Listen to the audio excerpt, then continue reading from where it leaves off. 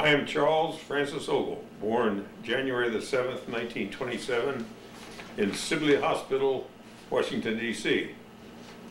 My brother John Richard Ogle was previously born there on July the 9th, 1925. My family lived at 32 U Street Northwest, Washington, D.C. at the time.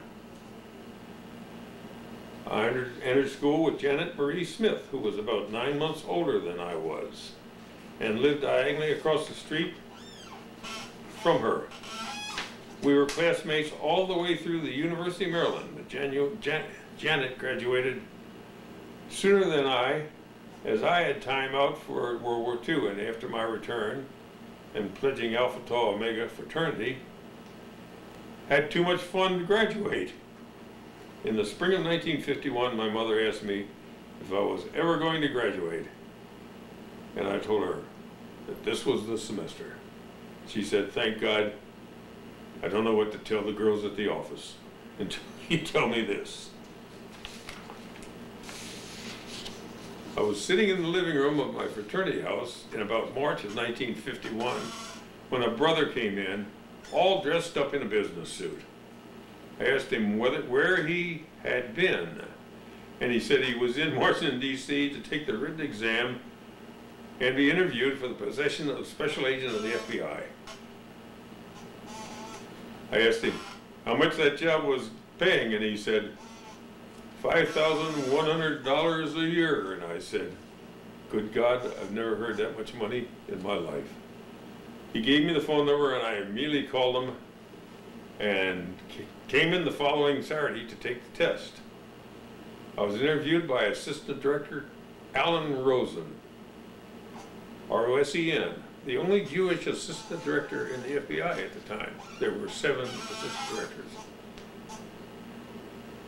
He must have liked me because Colonel Smith told me several weeks later that he had been interviewed by an FBI agent about me. So he said, "I think they're checking you out to be an FBI agent, aren't they?" And I said, "Yes, sir, Colonel Smith, I think they might be."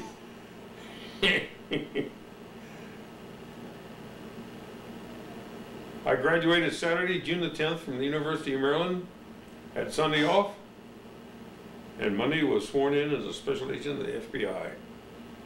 I served from June 12, 1951 until July 29, 1977.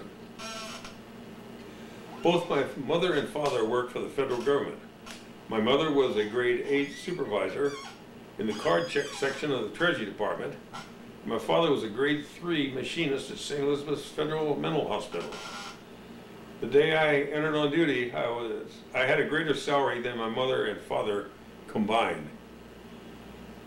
After about 16 weeks in training, I was sent to Denver, Colorado for my first office of assignment.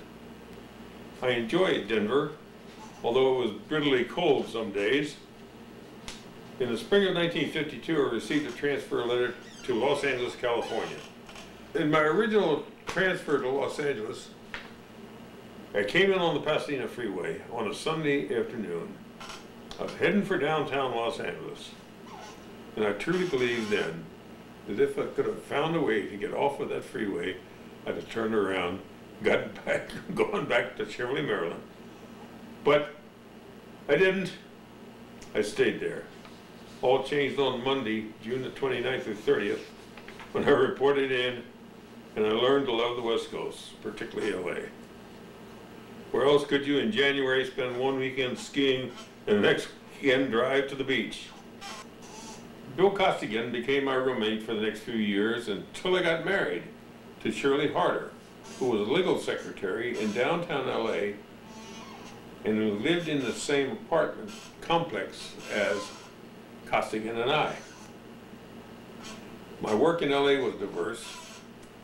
I was assigned to the underground squad first, whose primary job was to identify and surveil members of the Communist Party USA living in the Los Angeles area.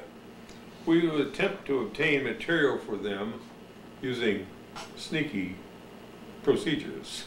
I won't tell you any more about how we did that, but I guess the statute of limitation is probably run by now. It was a real fun job. Did that for several years. We used to work, we could work 6 to 2 shifts and be on the golf course by 2:30 in the afternoon. It was a great life. Did that for several years. Then was transferred to a criminal squad, locating and arresting deserters from the armed forces. Upon arrest, we returned them to their individual group, either Army, Navy, Marines, or Coast Guard. Very little report writing or other paperwork was involved in that work. I was a relief supervisor on that squad and acted as supervisor in the absence of the regular supervisor. I later went to another squad, and after the squads were realigned, I ended up as supervisor of the bank robbery desk for crimes committed in the city of Los Angeles. I also had the kidnapping and extortion cases for a while before those cases were moved to a separate desk. I continued on that desk for about 14 years until I retired to accept a job as director of security for Crocker Bank. I had that job for about a year and a half when I resigned to pursue other endeavors. It was the worst job I ever had in my life. Too bad to describe. I was selected to the Ventura County Grand Jury in July of 1987 and was immediately named as foreman of the grand jury. I did that until July 1, 1988. Since then, I've had no regular employment.